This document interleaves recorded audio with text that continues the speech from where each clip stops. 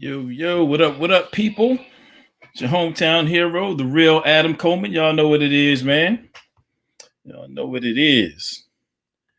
So, got my folks in the chat here. Check, 1, 2. Check, 1, 2. All right. As you can probably hear my son in the background yelling. That's great. Guest starring Caden Coleman here, What up, Phil Fox in the building? What's happening, brother? Phil Feezy.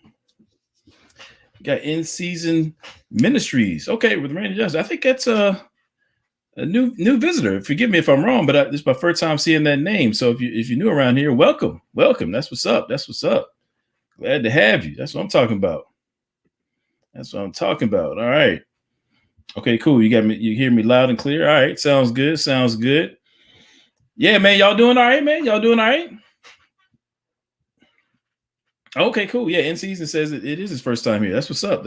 Shout out to King Charles. Shout out to In Season, first time visitor in the building. That's what I'm talking about. All right. That's cool, man. So y'all gonna get something special, man. I believe. We're in our oh snap, out the gate, King Charles with the super chat. Appreciate you, brother. Thank you. That's what's good. Hey, man, matter of fact, I tell you what, first of all, y'all go ahead and hit that share button, the like button, the whole nine. Let people know that we live. You know what I'm saying? We going in. And actually, man, while we're at it, let me give a shout out to Phil Fox. Let me put him up here. Y'all make sure you go sub his channel as well. You know what I'm saying? Phil Fox, if you want to put your channel in the chat, that'd be great. You can go ahead and sub, so people can sub your channel. I will be on Phil Fox's channel this Sunday, giving y'all that Super Bowl preview. You know what I'm saying? Give you the Super Bowl preview. Matter of fact, Phil, are you a moderator? I should make you. Oh, okay, you are a moderator already. Okay, that's what I thought. But yeah, so we're going to be doing a Super Bowl preview, if you will, on his channel this Sunday at 4:00 Eastern. Right, we're gonna be talking about Black atheism and whatnot, so that's gonna be pretty dope. Okay, there you go. You know what I'm saying? Let me put this up as well, so y'all can definitely sub his channel. So y'all definitely want to sub his channel, so y'all can check that out. And just in general, man, he's got a dope show, man. Has a lot of dope guests, and I'm honored to be a part of it. So we're gonna get it in, man. It's gonna be dope. But yeah, tonight, man, what we got tonight? So I do Black History all year long. So.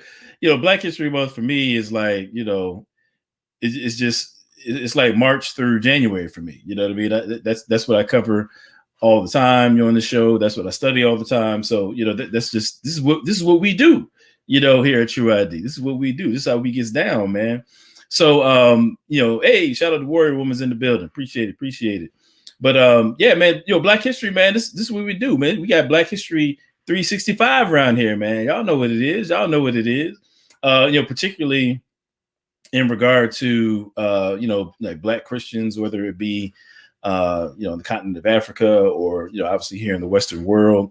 I really try to shed light on the Christian heritage, saying, within the Black community, and going beyond just, hey, church is a part of our community, but really showing how that's intertwined with the struggle, so to speak, and just how we've navigated the human experience here in the Western world. For sure. Shout out to CP. Thank you for the super chat. Thank you. Hey, if any of my moderators, if I miss a super chat, just kind of let me know or whatever, so I can make sure I hit people up. But yeah, appreciate CP for the super chat. But yeah, man, there's all different sorts of ways that Christianity, the biblical worldview, intersects with the human experience among African Americans and Africans of the diaspora or whatever. And I think sometimes it really just gets downplayed. So I try to really highlight that on my channel anyway. And I mean, to be honest with you, like, one of my pet peeves is, and I'm pretty sure I've said this before, but back in the day for Black History Month, I mean, you kind of get the usual suspects. People talk about Harriet Tubman. They'll talk about obviously Dr. Martin Luther King. If you have a teacher that's going above and beyond, like really trying to get it in, then you might get like a Garrett Morgan, maybe a Frederick Douglass or a Benjamin Banneker. But not really a whole lot beyond that, man. I mean, the way the story is told, in your typical school setting is like, it's like black people just popped up on the cotton field one day, what I mean? We're enslaved, and then Martin Luther King set it straight, you know what I mean? Or Abraham Lincoln rather, set that straight. Racists were around until Martin Luther King showed up. He took care of business, and then that was the end of it. It's kind of like the way Black history is told, man. Maybe with a few exceptions, but there's so much more, man, to Black history. And one of my personal pet peeves is that I really believe that the Christian element gets expunged, kind of like pushed to the wayside of many of the key figures in Black history. I mean, obviously, it's kind of hard to do that with Dr. Martin Luther King, given that he was a reverend or whatnot. But when you think about like I mentioned, Benjamin Banneker, for example, man, see, I'm messing up, man. I told myself I was going to say this for another show, but y'all know how I do. It's kind of hard for me to keep things in, so I'm actually going to share a slide just because I can't hold it in. But I was just to give you a perfect example, and that, actually this will kind of explain what we're going to be doing with this series. But with Benjamin Banneker, for example, we would hear things like, we were taught he was a great mathematician, and that he had the almanac, and he mapped out, Washington, D.C., all those great things, which are awesome. But what they don't tell you, they don't talk about Benjamin Banneker, the Christian, right? They might talk about Benjamin Banneker, the mathematician. They might talk about Benjamin Banneker, man, I'm forgetting with the surveyor. I think that's the right term. Given that he surveyed Washington, D.C. in that area, they talk about those things, but they don't talk about Benjamin Banneker, the Christian, who, by the way, leveraged his Christian convictions in fighting against white supremacy and racism during his time. They don't talk about that. You're not going to hear about that during Black History Month in your local middle school.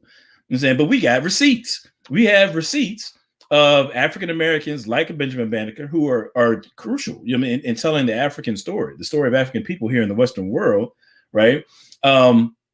We have receipts of individuals like him leveraging his Christian worldview, his biblical values, in the fight against racism and white supremacy. I'm gonna show you. Y'all don't believe me, man. I can feel it through the screen. I'm saying, so I got to show you now. I got to show you what's up. Watch this right here. Let me go to my slides, man. I wasn't even going to go here, man. I promised myself that I was going to withhold this to a later, show. But y'all know how y'all know how to get down, man. So check this out. All right, Benjamin Banneker. All right. I was preparing this for another day, but we're gonna just go ahead and we just getting it in, man. Hopefully y'all can see that. Let me know. Give me a 1 in the chat if you can see that. Phil Fox coming strong. He said we don't tell history in this country. We tell a myth. Oh, snap now. All right. Shout out to Yashar Yehuda in the chat. Shout out to Byron Washington. Shout out to you. Thanks for showing up. All right, now check this out. So this is Benjamin Banneker. All right. A letter written in 1791 to none other than Thomas Jefferson. Same one of the founders of this country, 1791. Okay, cool. Y'all can hear me. All right, good. Y'all can see that. I mean, okay, cool. So this is a letter from Benjamin Banneker, the mathematician, the surveyor, and the Christian. So let's go ahead and read this right quick. Okay. Now, again, he's writing this letter is to Thomas Jefferson. All right. Now, let me kind of give a little backdrop. This is an excerpt from the letter, but basically he's been told that Thomas Jefferson was open-minded when it comes to hearing arguments in favor of Africans, being liberated and being, persons and all that sort of thing. Okay. This is what he was told. Right. And so he's kind of petitioning Jefferson along those lines. He says, now, sir, if this is founded in truth, the things that you've been heard, then I apprehend you will readily embrace every opportunity to eradicate that train of absurd and false ideas and opinions which so generally prevails with respect to us, talking about Black people, and that your sentiments are concurrent with mine. So basically saying, like, if what I'm hearing about you is true, then you should agree with me with respect to African peoples. He then expresses these sentiments that he's taking it for granted that Jefferson should be on the same page. He says this, which are that one universal Father has given being to us all, and that he had not only made us all of one flesh, but that he is also, without partiality, afforded us all the same sensations, right? And endued us with all the same faculties. And that however variable we may be in society or religion, however diversified in situation or color, we are all of the same family and stand in the same relation to him. Let's go a little bit further. All right. And he goes on to say, sir, if these sentiments of which you are fully persuaded, sir, if these are sentiments of which you are fully persuaded, I hope you cannot but acknowledge that it is the indispensable duty of those who maintain for themselves the rights of human nature and who profess the obligations of Christianity to extend their power and influence to the relief of every part of the human race, from whatever burden, or it's kind of written in Old English, so it says burthen, but it's talking about burden. So from whatever burden or oppression they may unjustly labor under. And this I apprehend a full conviction of truth and obligation of these these principles should lead all to do. Let's go a little bit further. All right. He's pouring it on now. We'll see the progression in a minute. All right. He says, sir, I have long been convinced that if your love for yourselves and for those inestimable laws which preserve to you the rights of human nature was founded on sincerity, you cannot but be solicitous that every individual of whatsoever rank or distinction might with you equally enjoy the blessings thereof. Neither could you rest satisfied short of the most active diffusion of your exertions in order to their promotion from any state of degradation to which the unjustifiable cruelty and barbarism of men may have reduced them. Now, why am I bringing this up? Now, if you notice, he starts in his argumentation by asserting the common humanity of African peoples and all peoples really on the basis of a biblical foundation, right? He's talking about the Father, all right? Let's go back here. He's talking about the Father. Actually, I'm going to go ahead and highlight, right? Has made us one human family. Right. And then we're all equal in terms of our capacities and faculties and things of that nature. He's coming from a biblical place. Right. And so he establishes the common humanity of all people. Right. He's coming from a biblical perspective. And then he moves into the obligations that flow from that. We talk about this all the time at Tru-ID. Right. We talk about this all the time because he goes into, all right, if it is the case that we're all equal. Right. Then he's like, well, it's your duty.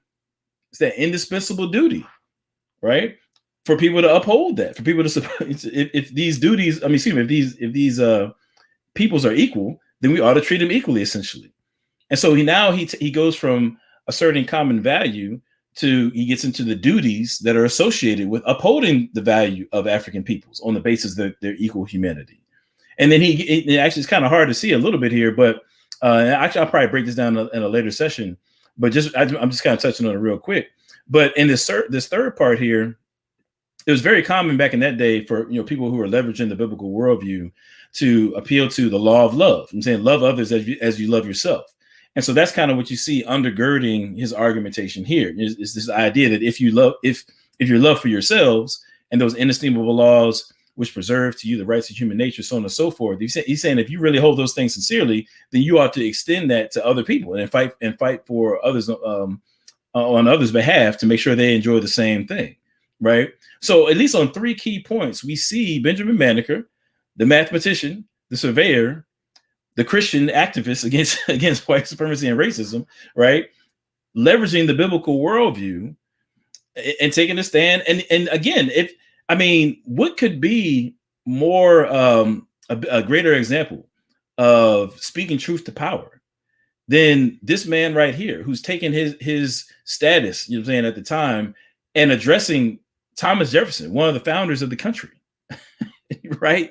You know what I'm saying? This, bro, since day one, put it this way, there has never been a time on American soil where there was not a biblical witness against slavery, racism, and the whole nine, right? Particularly to those in power. There's never been a time when that hasn't been the case. And we see it right here. This is 1791, right? Now, just for the sake of speed here, I'm going to kind of move into, why I'm bringing these things up. Like, why is this important? Okay, why is this important? Let me go to my next slide. I'm just going to flow right into it. I talked about this a couple of weeks ago, but I'm actually just going to touch on it real quick.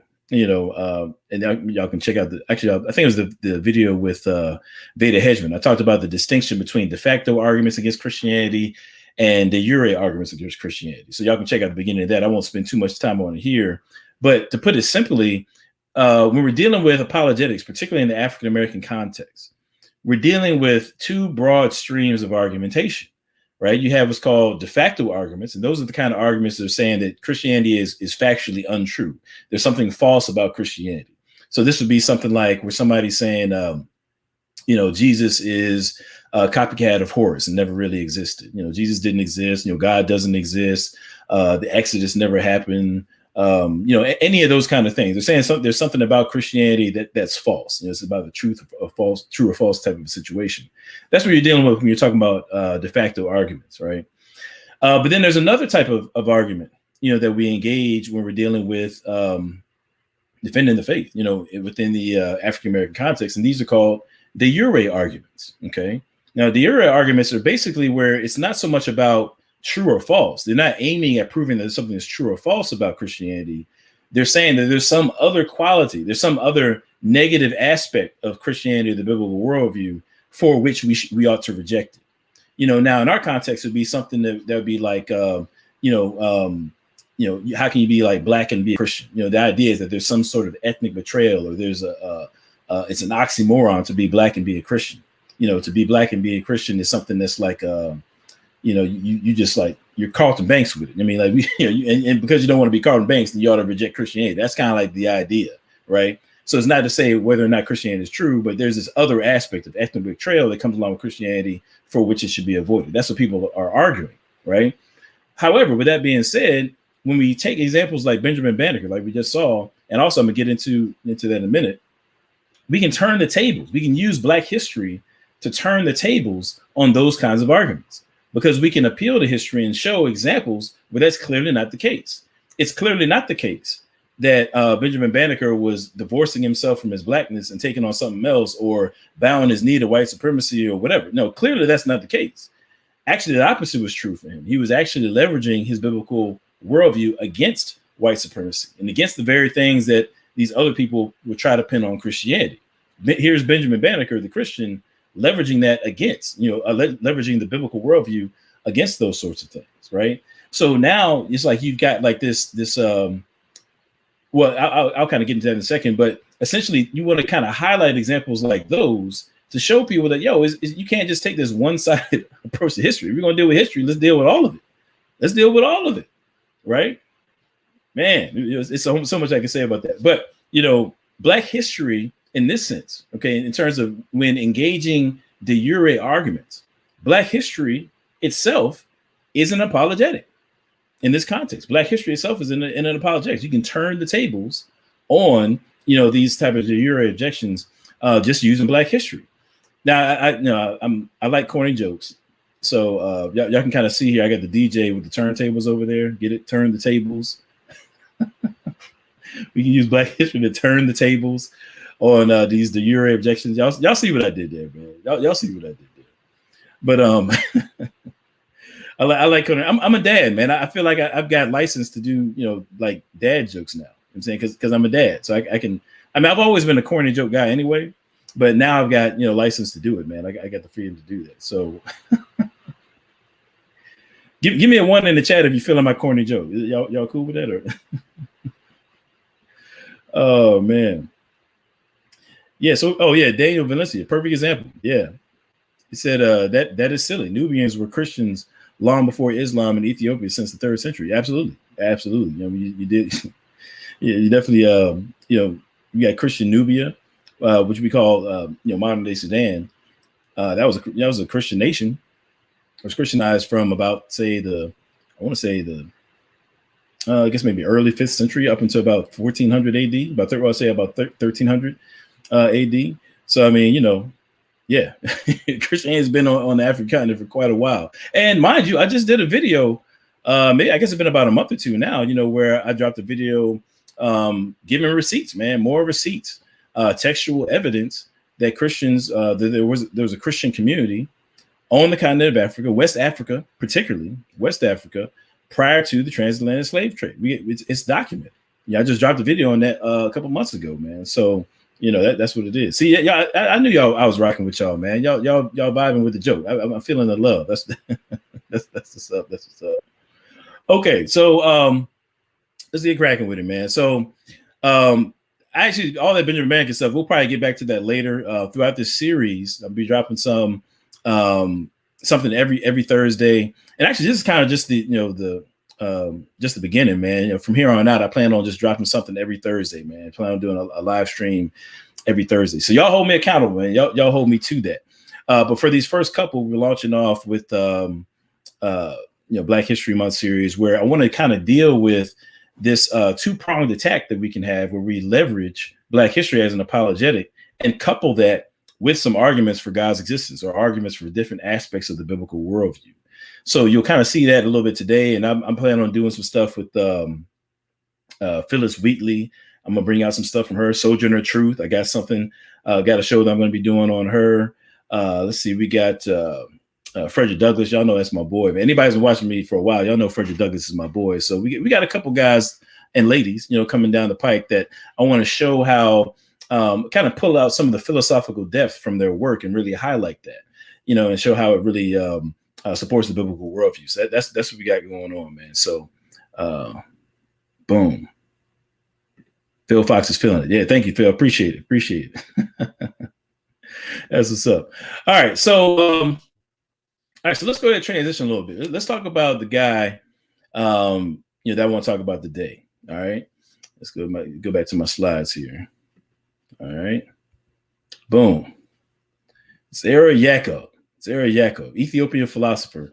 Now, I'm really excited about this, right? I'm really excited about this because for those who don't know, I think probably everybody who's watching knows, but we have this urban apologetics book that's coming out in April. It was edited by Eric Mason, Bishop Eric Mason. Shout out to him over there at Epiphany. You know what I'm saying?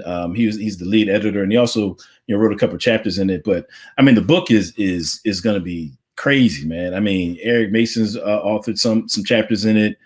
We got Damon Richardson. We got Jerome Gay. We got Zion McGregor. I always want to call him Zion Williamson by accident, but I think about that every time I mention it. But Zion McGregor. We got Sarita Lyons. We got just a whole host of people. Vince Bantu contributed a chapter to this thing. So we're just touching on urban apologetics from all different angles, dealing with some of the main worldviews that we find in the African American context and the main objections that need to be responded to. And I was blessed, man, and honored to contribute a chapter to the book as well, man. It's actually available right now on Amazon.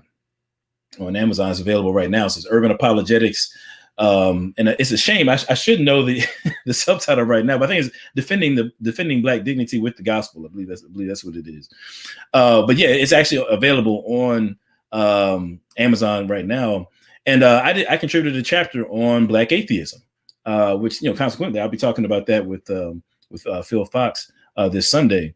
But in the chapter that I contributed, man, I can't tell you how excited I was to feature some of the work of this guy right here, Zera Yacob.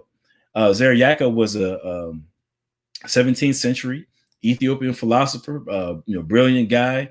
He was raised in a Christian community, and it's very interesting because at the time when he's coming along, is the Portuguese and the Ethiopians had just started interacting with one another from a trade standpoint. And as a result, they're also interacting culturally speaking as well. So you have like the Catholics from Portugal and then the Ethiopian church interacting. You got some Muslims and Jews in there and that sort of thing. But there was a lot of religious turmoil, during the time when Zera Yacob was coming up. So much so that him being, he could describe himself as being somebody who kind of gets along with everybody. But basically somebody from his town set him up. They basically, put some allegations on him that, could have got him killed. And so, Zera Yacob, he really, to save his life, he puts himself in exile. He just dips out. You know what I mean? It describes in his biography that he had, I think it's like 3 pounds of gold in the Book of Psalms, and he just dipped. He's like, I'm out, man. Y'all ain't gonna hand me up, basically. And so he leaves, and he actually lives in the cave for like 2 years. Now, mind you, I think this was like in about your 1630s or somewhere in there. and lives in the cave for 2 years, and he describes basically wrestling with just very just existential questions, just whether it be, does God exist, or why is there evil in the world, things of that nature. Just really nitty gritty. Why are people in slavery? He addresses all sorts of different aspects of the human experience and just in reality.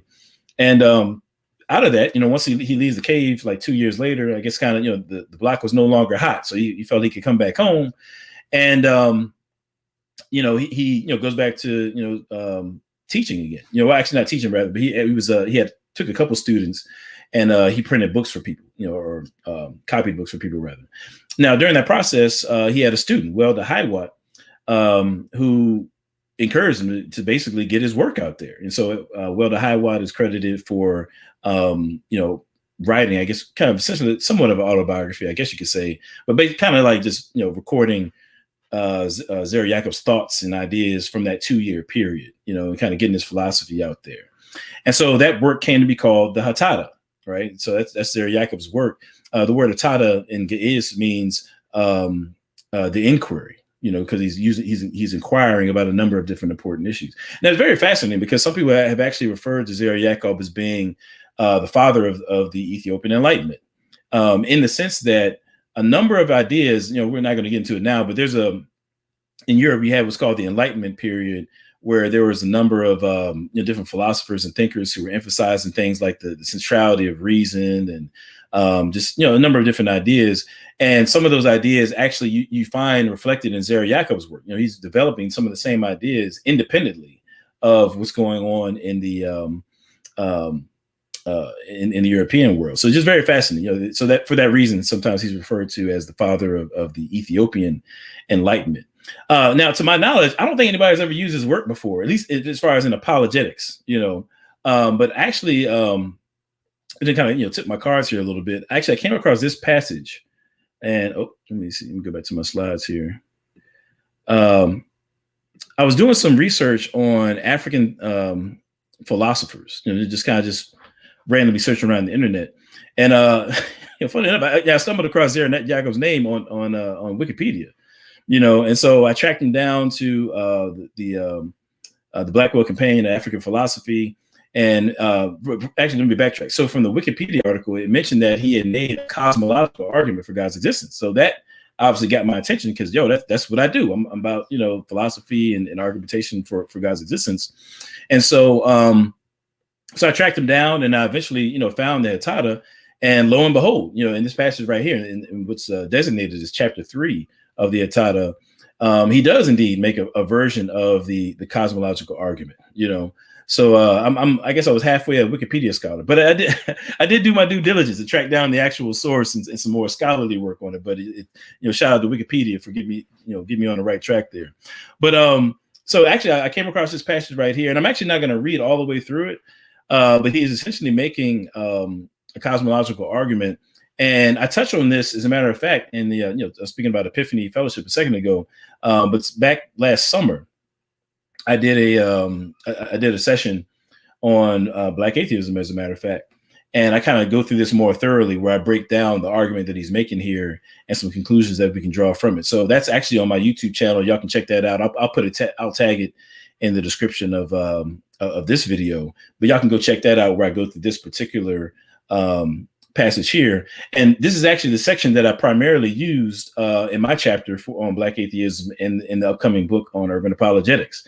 So I break down a version of the cosmological argument. It's actually the contingency argument, Leibnizian contingency argument, if you will, and I also break down aspects of the argument from reason and morality and some other things. But I really draw heavily from Zera Yacob's work. And like I said, I'm just really excited about it because I'm pretty sure it's probably the first time somebody's really used his work, at least in that way. And then apologetics works. It's some pretty original stuff, man. So y'all got to check out the book for that. You know what I'm saying? Y'all got to check out the book for that. But as I was writing that chapter, I was trying to figure out which way to go.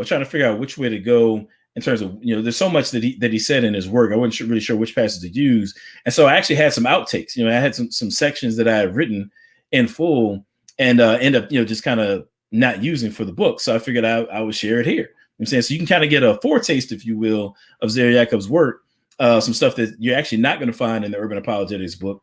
And then you can go ahead and cop the book, you know what I'm saying, and get the meat of the argument. So I'm actually going to skip down to another quotation of his.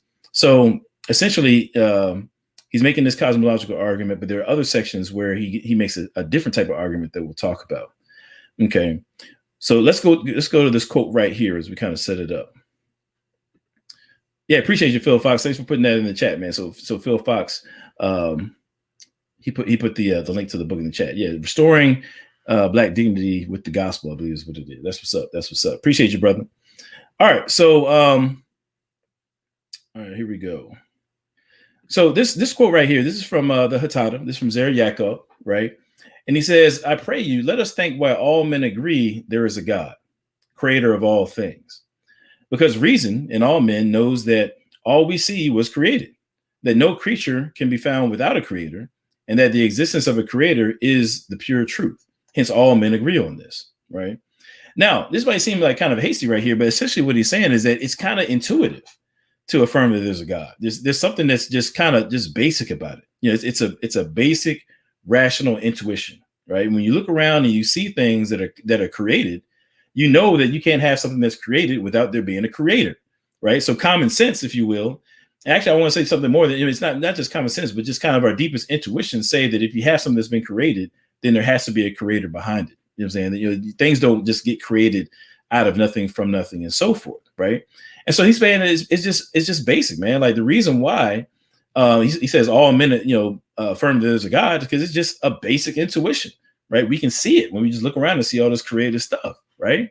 Now, the thing of it is, actually, as I go to my next slide, the thing of it is, that's really, what much of Christian apologetics is all about. We're saying that, hey, there's this stuff. We just kind of look around at reality. When you think about the human experience, there are a number of different things that they just are where they are. They're just facts of reality, right?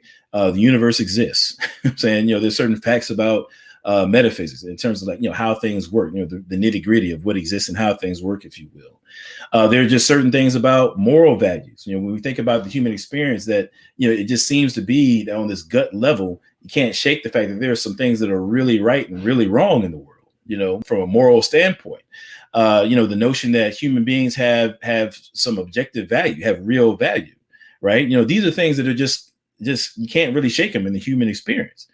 The idea that, and actually I get into this a little bit, this in the chapter that I wrote for Black, for the book, but rationality, the fact that we have the capacity to reason, right? I mean, what could be more obvious, what I'm saying, about the human experience than that we have the capacity to reason? We have a mental life, right? That's you can't engage in the real world without engaging in that mental life. We have the capacity to reason. We have rationality, free will. I use the word quality here. In other words, it's this first person experience to life.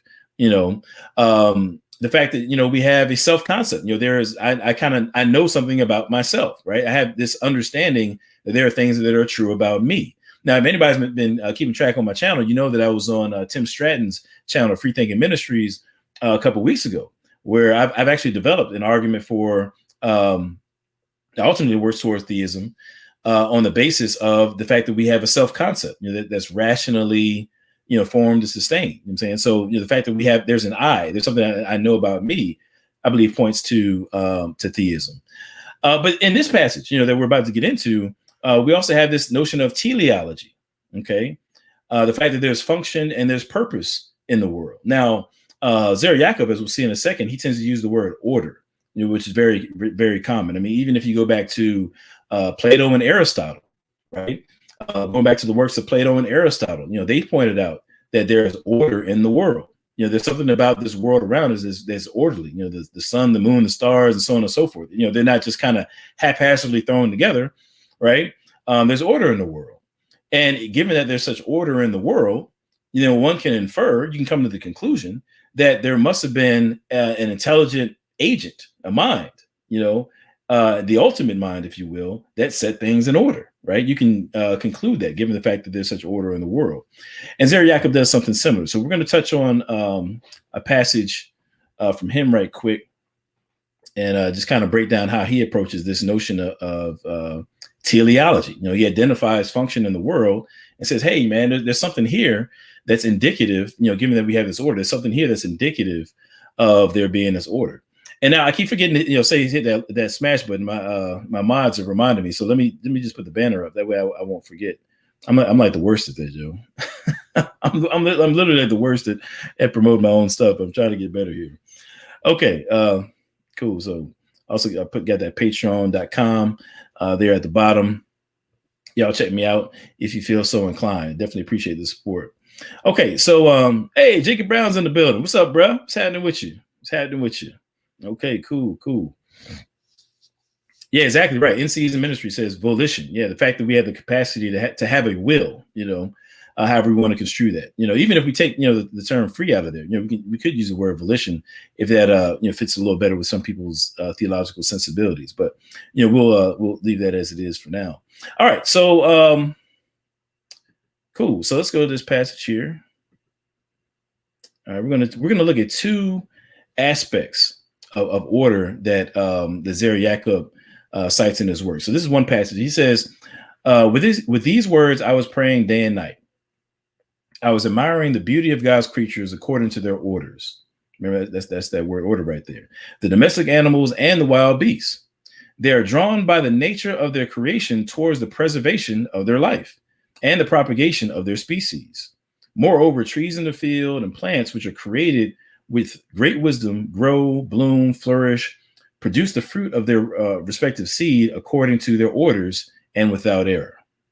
Okay, so you see the word order in there a couple of different times. So he's talking about biological life here. He's dealing with everything from plants to, he makes a distinction between domestic animals and the wild beasts, because when we think about it, if you just had domestic animals operating in an orderly way and reproducing and so on and so forth, that'd be kind of cool. But, given that you have, not only domestic animals, but also wild beasts who have no human intervention, still, having this, being drawn, as he says, by nature of their creation towards the preservation of life, propagating their species. They operate in an orderly way, right?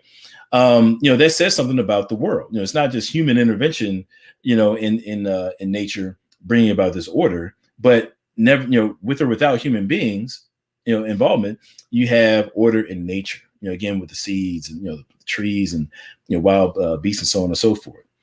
Now, what I'm going to do is I'm going to read you guys the portion of the chapter that I wrote, which is again an outtake from the chapter that actually ends up in the Urban Apologetics book. So the only people that have seen this thus far is my Patreon folks. I let them see it, a couple of days ago, yesterday or a couple of days ago, and I figured I would just read it for you guys. I'm saying so to kind of break down how this observation, by Zera Yacob here, actually is not just the myth making here. I'm saying, but he's actually on to something that even to this day, scientists, philosophers, apologists leverage as evidence for God's existence. So cool, man. Let me go ahead and bring that up. All right, let me go ahead and bring that up, and I'm just going to read this passage here for you guys, so you can kind of see where we're going here. Okay, so here we go. I'm going to just go ahead and read this right quick. A little story time for y'all. Story time from an 17th century Ethiopian philosopher. All right, so here's the outtake. Here's the outtake from the chapter that I wrote. I said there are remarks made in chapter 10 of Atata in which Yacob takes note of the orderliness in nature. According to Yacob, nature isn't just thrown together haphazardly, but rather things in nature function in a particular way and thus reflects intelligence on the part of the source that brought them into being. Now, it is plausible that this notion of orderliness reflected in how beings function is what Yacob had in mind when he asked, "Who gave me an ear to hear?" and informs why he construes the ultimate cause as a creator throughout his discourse on God's existence. Excuse me. Perhaps Yacob did not approach his doubts of God's existence empty-handed. Excuse me, went too far. But rather look to order in the world as an indicator of a divine intelligence that helped him to navigate his crisis of faith. For example, Yacob says, I was admiring the beauty of God's creatures according to their orders, the domestic animals and the wild beasts. They are drawn by the nature of their creation towards the preservation of their life and the propagation of their species. Moreover, in the trees in the fields and plants which are created with great wisdom grow, bloom, flourish, produce the fruit of their respective seed according to their orders and without error. All things are great and admirable, and all created with great wisdom. End quote. The uncareful atheist may dismiss Yacob's reasoning as mere pre-scientific myth-making. Surely, the Darwinian theory of evolution, with its mechanisms of natural selection and random mutation working together to produce organisms that are fit for survival, adequately explains how much a diversity of organisms with a complex functions have come about, or so they say. To those who are inclined to think that proponents of the theory of evolution, from Charles Darwin to Richard Dawkins, have successfully shut the door as an explanation for the order Yacob observed among living things, I would say not so fast. As many have argued, the more we learn about the biological world, the more we uncover reasons to affirm there is a God behind it all. For example, let's take a look at how deoxyribonucleic acid, DNA, we find in the cells of all living things, plays a role in bringing about the order and nature that Zera Yacob describes in the Hatadah. All right, here we go. Now, in 1953, James Watson and Francis Crick made their famous discovery concerning the structure of DNA. DNA consists of molecules called nucleotides, chained together to form a double helix, which essentially looks like a ladder twisted into the shape of a spiral. Actually, I think I have a picture of that on my slides here, so I'm just going to switch to that. So I kind of have a visual as we go. Boom, there we go. All right. The reader may be relieved to know that I will not be doing a deep dive into all the components and complexities of how DNA is structured, as doing so would divert us from the focus of our discussion. However, I do want to draw attention to a particular feature of DNA, namely its 4 nitrogen bases and their capacity to contain information. All right. Each nucleotide in the DNA chain includes one of 4 different types of bases: adenine, cytosine, thymine, and guanine, which form the rungs on the spiraling ladder-shaped DNA molecule. These bases are referred to as the genetic alphabet and commonly represented as A, C, T, and G, respectively. The genetic alphabet functions in a way that is analogous to how the letters of the English alphabet in this very book have been arranged in a particular order to convey information.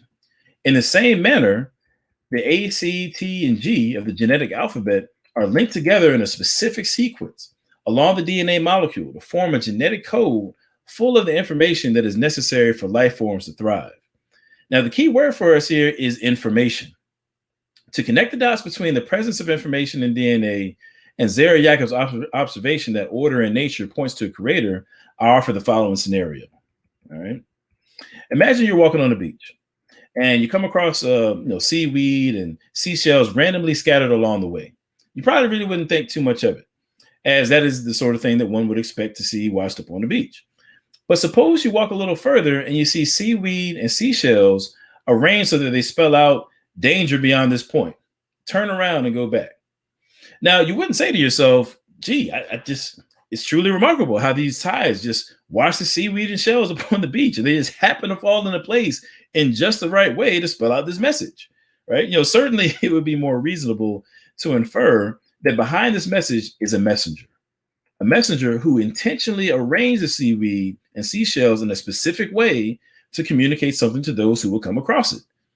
The genetic code is very much like that, like the message on the beach in our scenario. Okay. The A, C, T, and G of DNA's genetic alphabet are not thrown into place random, nor are they merely grouped together into some repeating pattern that has no meaning. Rather, the genetic code holds all the directions needed for an organism to thrive, from the way in which its basic building blocks like amino acids and proteins are produced to how that organism and all of its parts will function. Everything is contained within that DNA. That's the instruction manual. Thus, DNA is essentially the biological instruction manual, which contains the information for the building and reproduction of all living things. And for that reason, DNA has been referred to as the language of life. Now, like all languages, the genetic code is an example of specified complexity, meaning that it is complex and contains a specific message. Now, the question must be asked, what is the best explanation for the information or specific message that we see in DNA? Now, firstly, the notion that it came about by chance is just highly unlikely, much like the seaweed and the seashells randomly coming together to form a message on the beach in our scenario. So that's just highly unlikely. Secondly, the best efforts of the scientific community to account for information in DNA by appealing to solely appealing to physical matter and natural forces has just been to no avail. Nobody's been able to come up with a theory of that yet, right? No adequate explanation has been brought forth thus far as to why information necessarily had to develop in DNA or even could develop through natural processes alone. Even the process of evolution won't cut it as an explanation, since information had to be in place in the very first organism in order for evolution to even get off the ground. So indeed, engineer and information technology expert Dr. Warner Gitt emphatically states there is no known law of nature, no known process, and no known sequence of events which can cause information to originate by itself in matter, end quote. If we were left with only natural causes to explain where the information in DNA came from, we would have to just throw our hands up and just say we don't know. However, what we do know about information affords us a solution to this puzzle. Philosopher of science Dr. Stephen Myers sums it up this way, quote, in the first place, intelligent human agents, in virtue of their rationality and consciousness, have demonstrated the power to produce information in the form of linear, sequence, specific arrangements of characters. Indeed, experience affirms that information of this type routinely arises from the activity of intelligent agents. A computer user who traces the information on a screen back to its source invariably comes to a mind, that of a software engineer or a programmer. The information in a book or inscriptions ultimately derives from a writer or a scribe, from a mental rather than a strictly material cause. Our experience-based knowledge of information. Let me try it again. I'm messing up in my own stuff here. Our experience-based knowledge of information flow confirms that systems with large amounts of specified complexity, especially codes and languages, invariably originate from an intelligent source, from a mind or personal agent, end quote. That was Dr. Stephen Meyer. Thus, given that chance and natural causes are not sufficient explanations for the presence of information in DNA, it is rational to infer that the best explanation is a mind or personal agent. Zera Yacob refers to that personal agent as the creator. Nearly 400 years after Yacob's time, scientists and philosophers are still finding examples of order in nature, such as the fine-tuning of the universe, information carried in the genetic code, and the mathematical structure of the physical world to be guide points pointing toward an intelligent creator. With that said, given that the cause of the universe is an enormously powerful, rational being that can have intentions for how the world is, orderliness in nature is accounted for as well. End quote. That's from the outtakes, the X-Files, the Tru-ID X-Files, if you will. You know what I'm saying? That's what we got there. So I said all that to say that Zera Yacob wasn't just like some sort of like pre-scientific, ignorant person or something like that. I mean, they're even today. Okay, shout out to. Okay, cool, man. I'm glad somebody likes story time. Thank you for the super chat, Miss Juicy 1980. Said this is really good. Appreciate it. Definitely appreciate it. So definitely, man. Zera Yacob was on to something. He was on to something, right? Let's go back to his quote here for a second. Right, when he's talking about, he identifies the order in nature, right, in terms of biological nature, and he says that he's admiring the beauty of God's creatures according to their orders, and he talks about how those domestic animals and wild beasts behave. He talks about the plants, how they grow, and all this kind of stuff. Well, all the activities that he describes, right, the behaviors of those wild beasts, or what those plants are doing, all of those things go back to the instruction manual of DNA that you would find in all those biological organisms. But in that instruction manual, again, you have information that can't be accounted for through natural means. I'm saying the best explanation of what that we have in terms of where information can come from would be minds. Minds, persons who are able to communicate and have intentions, because it's not just that you have a mind, but this mind obviously has intentions on how it wants things to go in the biological world. So Zera Yacob wasn't tripping. He was definitely on to something. How we doing out there? How we doing out there? I got some more bars, man. I'm debating on if I want to. I got a whole nother argument here I want to get into. I'm debating if I should camp out here or keep it going, man. I'm feeling it right now. Put a one in the chat if you're feeling it so far. That's what I'm talking about. Yeah, you know what? I think I'm gonna do it, man. I got through that one kind of quick. I think I got time to squeeze in one more argument. I think I got time to squeeze in one more. I'm gonna go ahead and do it, man. Let's do another one. Let's run another one. Let's go ahead and do it. Cool. That's what's up. Appreciate y'all, man. Appreciate the love. Appreciate the super chats and all that. So I'm actually let's go ahead and get another. Let's get a double dose, man. So I'm gonna go straight into another quote from Zera Yacob. Let's go ahead and do that right quick. Okay. Now again, we would file this argument here. Kind of argument from information, if you will, information in nature. Again, this is a teleological argument. It's one version of the teleological argument. Teleological refers to function and purpose. This is to say that when you look out in nature, is a function and purpose that you're encountering things that's best accounted for. Well, that cries out for an explanation, and we're going to affirm and show, give argumentation, demonstrate that explanation is God. The best explanation is God, rather. Okay, so with that being said, Zera Yacob wasn't done, man. He's got another comment here. So first he's dealing with the biological world. And then he kind of takes a step back. He pans back a little bit. He starts dealing with cosmology, looking at the universe as a whole. Okay. And he says, quote, behold the sun. Again, this is from Zera Yacob's Hatada.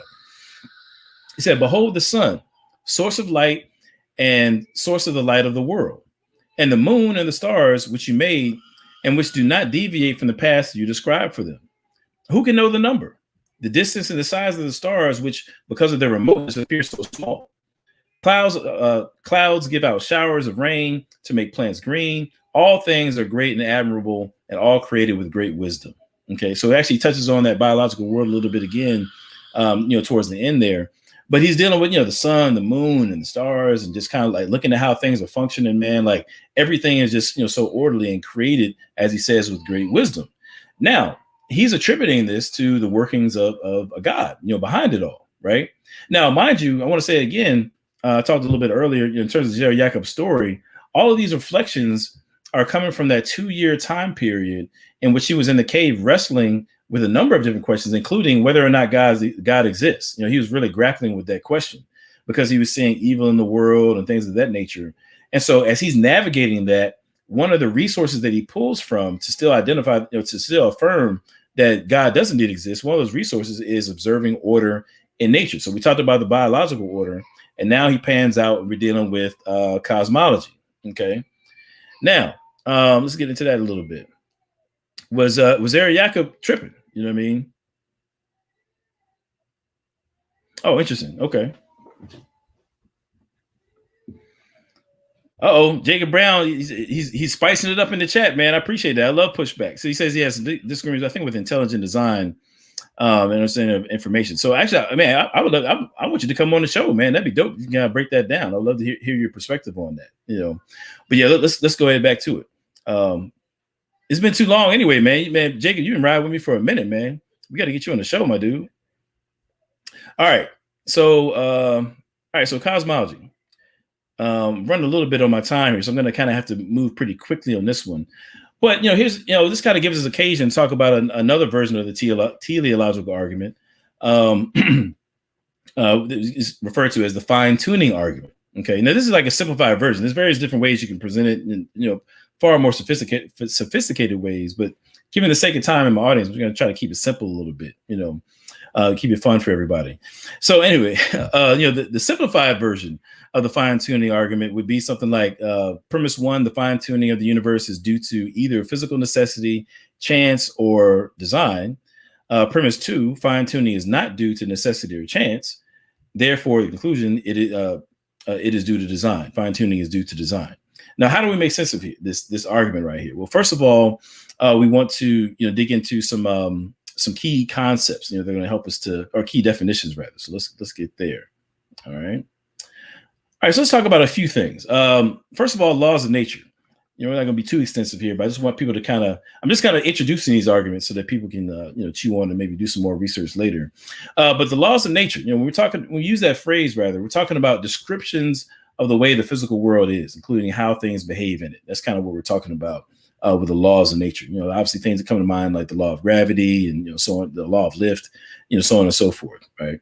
When we're talking about constants, okay, this is going to be pretty key here in a second.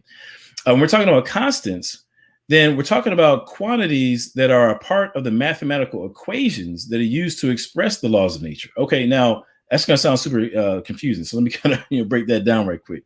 So any of the laws of nature can be written out in mathematical form.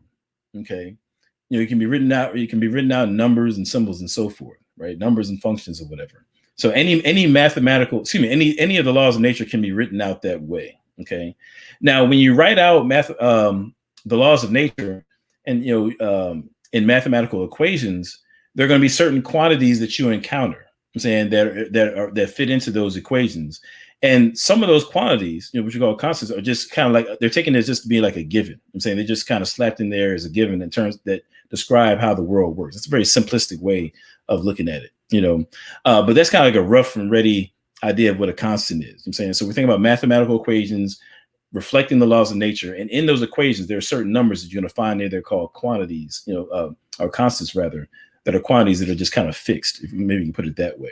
Then you also have arbitrary quantities. So whereas the constants, deal more so with those mathematical descriptions of the laws of nature, these arbitrary quantities are kind of baked into what's called the initial conditions of the universe. So like when the universe first popped off, in those earliest stages, I'm saying you have certain features of reality, if you will, I'm saying, in terms of how the universe is expanding and how, just the way that the universe is at that point, that are just kind of fixed in there. They're just kind of baked into how things originally were, if you will. Maybe we go back over that to clarify. But anyway, fine tuning refers to the constants and arbitrary quantities, how they fall within a narrow range of values that allows for the universe to be life permitting. Okay. Now I want to clarify that when we use the term fine tuning, we're not presupposing design at this point, right? We're not necessarily saying that, in other words, fine tuning and design are not synonymous. We're saying there's a fact about the physical world. I'm saying if you're a physicist and you're doing your thing in the lab or wherever they do your thing, I'm saying I guess in a mathematical tablet or whatever, I'm saying if you're a physicist and you're just kind of describing the world as it is, with your equations and so forth, there are certain features of the physical world that just are what they are. Okay. And the way that they are is such a narrow window of how things could have been, that, the fact that this universe allows for life not just life as we know it, but just, complex life and things going on with chemistry and so forth. There's a lot of different ways this universe could have fell into place that wouldn't be the case, and that's kind of the idea, behind, fine tuning. Things are a particular way, and there's a very slim margin for error, because if they had been different this way or that way, then the universe would not permit life. That's a real sloppy, quick way to put it. But for the sake of time, I think we'll just kind of go with that for now. All right. So, boom. Okay, so I kind of give an example here of a constant. Okay, we talked about how they're, if you take the laws of nature and you're expressing them mathematically, there are going to be certain parts of these equations that are just kind of fixed in there. So, for example, the law of gravity, right? Force equals gravity, and you got, you multiply your two masses with each other, and you divide it by so forth. But anyway, that G, I'm not going to get into all that, but the G there represents, gravity. That's just a fixed value that's going to be in that mathematical equation. And, when you use this fixed value, you can do all kinds of calculations, understand what's going on with the world. I'm saying, like, it's just in there, it's accurate in terms of what we're trying to describe in the world. Same thing with, the arbitrary quantities. Just as an example, you have, now this is going to kind of get into some science here, which I'm not prepared to get into right now, but you have what's called entropy. This notion of you have in the universe is usable energy, and then there's then it can be not usable. But the I guess you say the speed at which it goes from being usable to not usable, we're talking about entropy there, or that process, if you will. So anyway, these constants and quantities are just a given in nature. I'm saying they're just a given. And so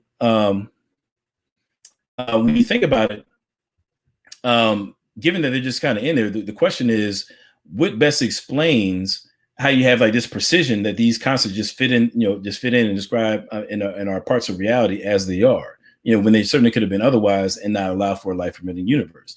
Now, just to kind of set some things up before we get deeper, I'm really trying to rush quickly. I've got a meeting at 9:30, so I'm trying to squeeze this argument in. But just kind of put things in perspective, right? Scientists would say that there's been approximately sort of seconds, like literal seconds from the beginning of the universe to now. It's been like 10 to the 17th power. Okay, so I've got an example down there at the bottom. Actually, I can highlight it. So that would be like 10, with 17 zeros behind it. You know what I'm saying?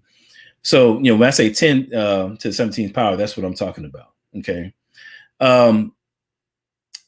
Also, when you're talking about just kind of, that's quite a bit of seconds, obviously. I don't even know what you call that number right there. I'm sure I could probably Google it or whatever.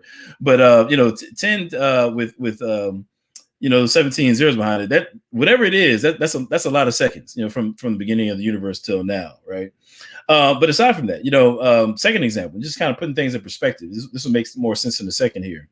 The subatomic particles, in the known universe, right? So we got atoms, which are electrons, neutrons, and protons. Well, when you get kind of within those atoms, you get the subatomic particles, right? So we're talking about the nitty gritty of reality, right?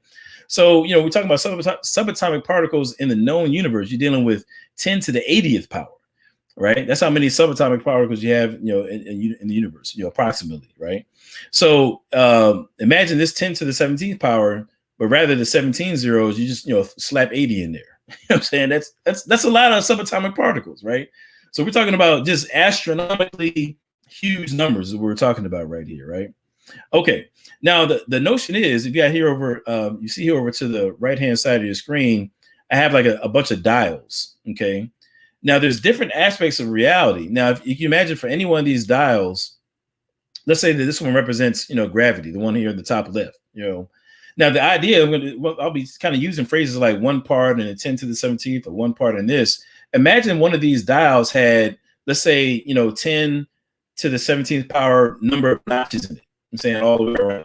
All right. I mean, notches, and just imagine that dial has to be turned to exactly the right notch. Okay. So let's say if we're talking about 10 to the 80th, that many particles. Let's say one of these other dials has 10 to the 80 notches in it, and that dial has to be turned to the exact notch. It's got to be like, dead on, right? That's kind of what we're talking about when we're dealing with the fine tuning of the universe. Is that there are certain it's kind of like imagine like your radio in your car. You got like your bass, your treble, you got your volume. There's different values, and you're using your dial to tune it to, your radio the right way. Well, the universe is kind of like that radio. There's different things that have to be tuned a certain way in order for the universe to permit life. Just imagine that dial though has like 10 to the 17th power notches on it. Now, with that in mind, okay, think about this. It's real quick and easy right here. With that in mind, okay, one of those dials is called the atomic weak force. Okay, now the atomic weak force is, we're all familiar with the force of gravity, if you will, right? But there's different forces in nature. You got the electromagnetic force, you got gravity, you got the atomic weak force, and you have the strong force. But the atomic weak force has to do with atoms basically, losing aspects of themselves and then gaining, or we call it, nuclear decay, if you will. So I'll just kind of leave it at that. I'm gonna get into all the science, but in essence, is that process of nuclear decay that allows things like the sun, to give off energy, that we all live off of. So remember, Yacob talks about behold the sun, and the role that it plays. Well, the sun wouldn't be able to do what it does without the atomic weak force, and that decay that takes place, right? Now, with that being said, in terms of the accuracy, that weak force is tuned to like one part out of 10 to the 100. So that's a 10 with 100 zeros behind it, right? and it has to be tuned just right. You know what I'm saying, to that one part, or else you won't have you won't have the type of fusion and process that take place that allow for life to take place. None of us would be here. We wouldn't be here. That's astronomically, fine tuned. Another common example would be the cosmological constant, right? Now that's kind of like over here to the right hand side. You see y'all remember back in the day we used to shoot rubber bands in school, or I did. Anyway, obviously we weren't supposed to, but for those of us who weren't paying attention in school, we would shoot rubber bands and things of that nature. So I kind of got that right there. Well, the universe is kind of like that rubber band in a sense, in the sense that it's being, pulled, if you will. It's constantly expanding. Now, if the universe were expanding too fast, then you wouldn't have particles being able to interact with one another in such a way that they could form, planets, us, and anything. Things wouldn't be able to form because they would be moving too far away from one another too quickly. If that cosmological constant, if that expansion was happening too slow, then things would be like kind of crunched down on one another to where they wouldn't be able to interact appropriately either. You wouldn't have the universe that we have. So in either case, you had to have this expansion at really just the right pace in order to allow for a universe like ours to exist, right? So with that being said, again, the cosmological constant has been estimated or calculated to be within one part out of 120. So now you got a 10 with 120 zeros behind it, and we could go into other further examples here, but I got to get out of here in just a second. Excuse me. But again, so that, you got 1 to 100, one part of 10 to 120. Now, just to kind of put it in perspective, many people have used this example. The accuracy that we're kind of talking about here, it'd be like, once you even at one part in 10 to the 60, it would be like, shooting, throwing a dart from one side of the known universe all the way to the other side of the known universe and hitting a 1-inch target like on the first try. That's the kind of accuracy that we're talking about with this fine tuning, right? So there's just no doubt. When we're talking about physicists, and this goes to whether they be atheist, Christian, whatever walk of life. It's just a common acknowledgement, in the field of physics, that you have these astronomically precise numbers. And so the question then is, how do we best explain them? And that gets us back to the fine-tune argument. The fine-tune argument would suggest that it's either got to be due to physical necessity, chance, or by design. And we would argue that it's not due to physical necessity or chance. Therefore, it's due to design. Now, just speaking really quickly, one of the reasons why we would say that it's not the case when we talk about physical necessity, we're talking about it just couldn't be any other way. No matter how the physical universe rolled out, things are the way that they had to be. But there's just no evidence for that. You know what I'm saying? There's just no evidence that that's the case. And anybody who's forwarding that, would need to, really the burden of proof would be on them to demonstrate why these quantities and constants that are baked into the laws of nature and the initial conditions of the universe and are not determined by the laws of physics. By the laws of nature. The laws of nature actually depend upon them. But so they're not determined by anything physical that we know of. Like, why would they have to be physically necessitated? Really, the burden of proof would be on somebody who's trying to give some pushback on that one. But also, when it comes to chance, there's various different forms of pushback that people will give along those lines. But just think about it. And I kind of got the draft lottery here. Now I'm gonna show my age a little bit. I don't know if y'all remember back in the day. Or there was always, you don't really see it too much now, but particularly in the 80s, people were a little skittish about the draft lottery. It was always this notion that somebody was going to mess it up or try to tamper with it so that certain teams would do better in the draft than others. But anyway, as I understand it, with the draft lottery in the NBA, the worse you are, the more balls you're going to have in the draft. You know what I'm saying? Now, let's say that let's say that you're so bad that you got, 15 billion balls in the draft. Right. And let's say that Michael Jordan is coming out. I'm being old now. Let's say that LeBron James or Kevin Durant is coming up and you could possibly draft him. Right. And you got 15 billion, balls in that draft. You're like, man, we good.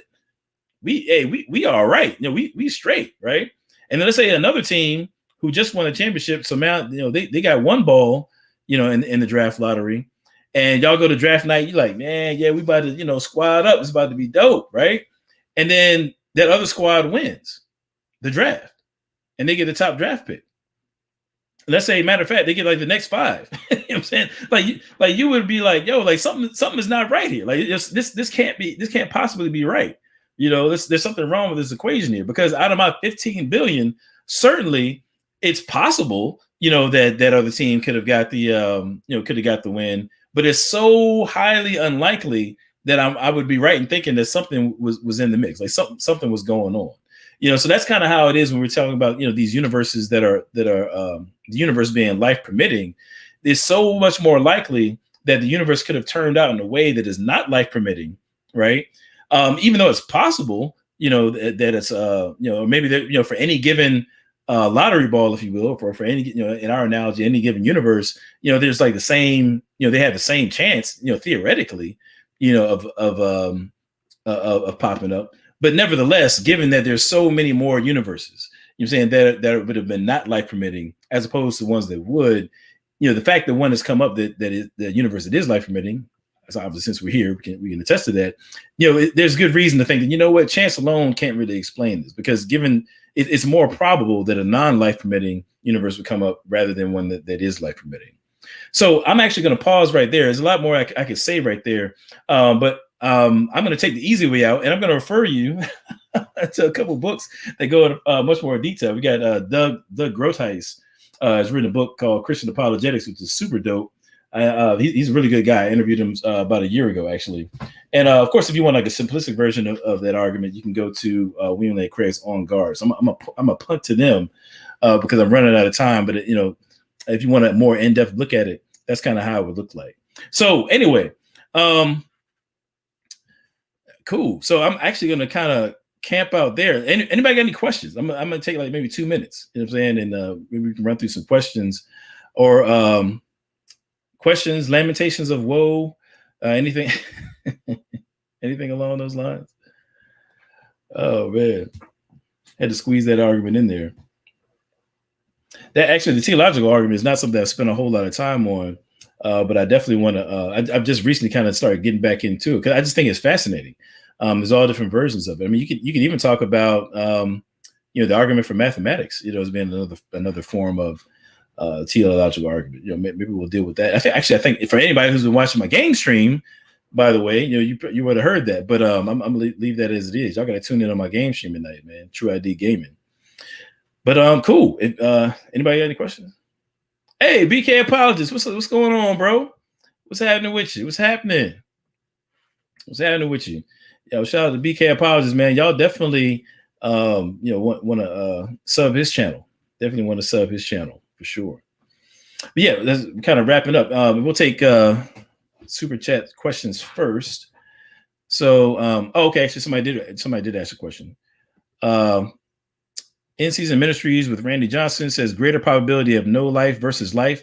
Yes, actually, when we when physicists are looking at the different ways that the universe could have come about or developed or whatever, I'm saying it's more likely that it would have the probability is that there would have been a non-life permitting universe rather than a life permitting universe.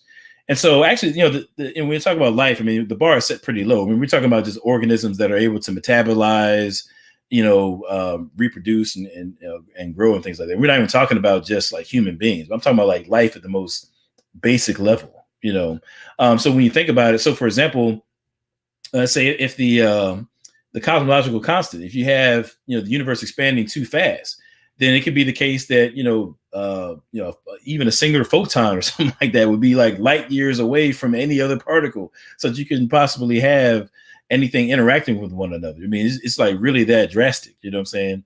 But yeah, but again, we're talking about as far as non-life permitting universes, it's much more probable that you would end up with one of those than the kind of universe where you have complex life.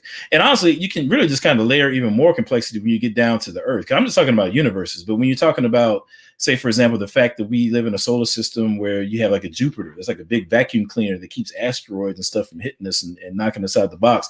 I mean, that's, improbable. The fact that we have a moon, that can dictate, or have make sure that we have like waves moving and stuff like that to get our water moving on this planet. I mean, that's like super, that kind of adds even more improbability, and you can just kind of add more and more layers to it, to where when you put everything together, it's like, this is like we truly live in a miraculous state of affairs. I'm saying, like, it's no joke. I'm saying we really live in a miraculous state of affairs, and then quite frankly, I mean, going back to biological life, I mean, just think about it. Like, if you have, well, let's say if you take God out of the picture, then you have the universe coming into being, from nothing, for nothing, by nothing, right?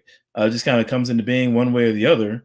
And then it just happens to have all of these constants and quantities baked into how the universe unfolded, such that it makes it a life permitting universe. And, that there's even a possibility for life. And then on top of that, we just happen to live on a planet with all these different resources and, water, air, right amount of carbon and nitrogen and so on and so forth. The moon doing its thing with the waves. We're exactly the right distance from the sun, so that we can have these 4 seasons and not be burnt to a crisp. I mean, then we could add on top of that, just not only is the stage set for life, but then somehow just miraculously, you have non-living things, like just basic elements that are here on the planet, just poof, they come together and form living beings, and they evolve into all the way from amoebas to Adam. I'm saying, and then on top of that, you have consciousness. I'm saying, not only do these things evolve physically, but then you got to throw in some kind of way consciousness gets in there. I mean, like, honestly, the more and more you layer on, you start to see it's like, what? This chance thing is probably not too reasonable. I mean, there's a lot of layers of improbability layered on top of one another, just to get to where we are. Me sitting here talking to you on YouTube. You know what I'm saying? This is a whole lot, So yeah, I mean, but that's just kind of a long answer to say. But when we're talking about fine tuning, we are talking about just the likelihood, or excuse me, the likelihood of there being a non-life permitting universe is far more, great than there being a life permitting one. And quite frankly, this gets into bolts and brains and all kinds of stuff, a bunch of stuff that I don't have time to get into now. But, even if you do have a life permitting universe, it's more likely that you would have a universe where there's a smaller area of order with like a single, entity observing it all, like one brain, if you will. I'm saying that would be more likely than what we see in our universe, where you got a bunch of us that can sit around and observe and, the order in the world. So, yeah, there we go. Any more questions?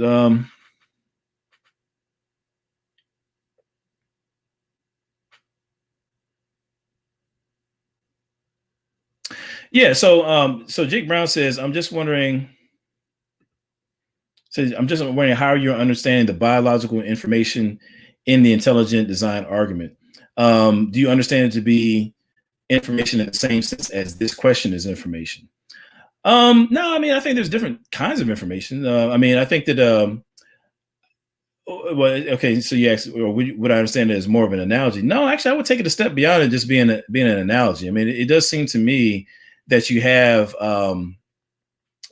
elements of the cell taking cues, if you will, from what is encoded in. I won't even use the word encoded, but in terms of what you find in the strands of DNA, it does seem that the cells are taking their cues, if you will, from what you find in DNA. So it definitely functions, as a language. I want to say something more strongly than just analogy. I think it's more than just like DNA functions like a language. It really does seem to function kind of like computer code, if you will. I mean, it really does seem to function that way.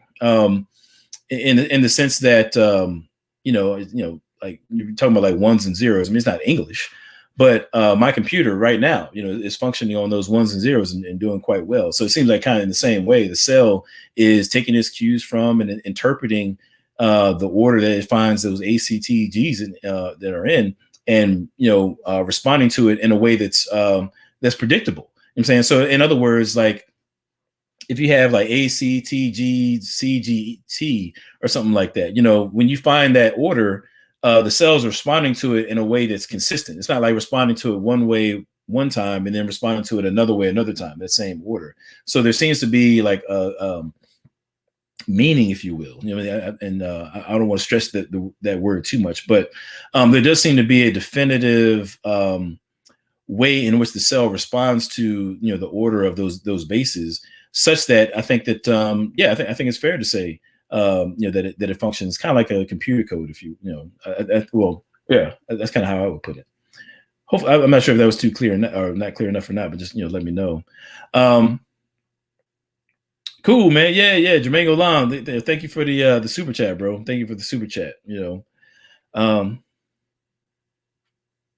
not sure what this means. Adam Coleman drops gems, if you will. Atheist listeners know we won't. LOL. I may have misunderstood that right there. I'm not really sure, but forgive me if I misunderstand that. You know. Cool. Any more questions? I'll take one more. I got time for one more before I jet out of here.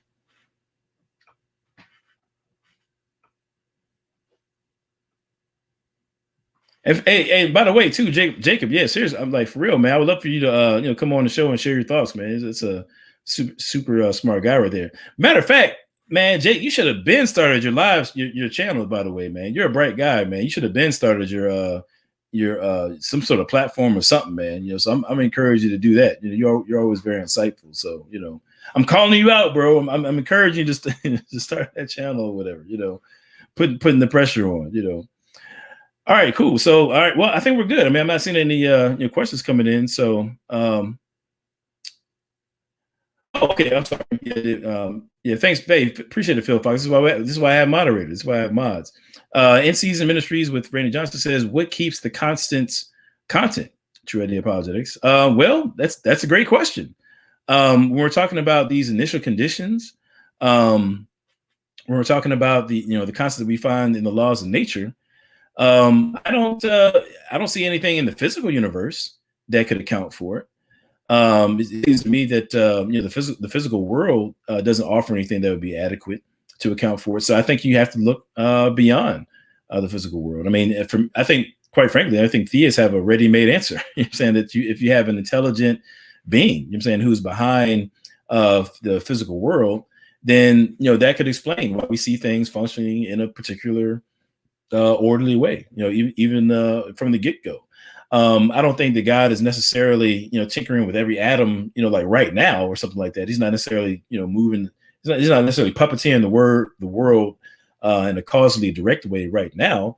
But I do think kind of like it's almost like he kind of gets the engine running, and then he allows his creation to do what he designed it to do. And and I think that creating the world in an orderly way allows for that, obviously. So it makes sense why he would do that. So yeah. Okay, cool. Jake Brown, yeah, man. He said he's been sleeping on it, but thanks, bro. It's coming. Thank you. Yeah, cool. I'm be looking for it, dog. I'm looking for it. We got you on record now, fam. We got you on record. That's what it is. So but yeah, man, I'm going to get up out of here, y'all. I will be back next Thursday. For sure. Well, actually, Sunday I'll be on Phil Fox's channel, like I said a minute ago, and me and BK Apologists are going to be back at it again as well on this coming Wednesday. But Thursday, man, we'll be back with another one of these. I'll be highlighting another person from actually an African American this time. Just really focusing on drawing some philosophical insights from the works. I mean, today we took a look at Zera Yacob, which I did. I wrote about him in my chapter.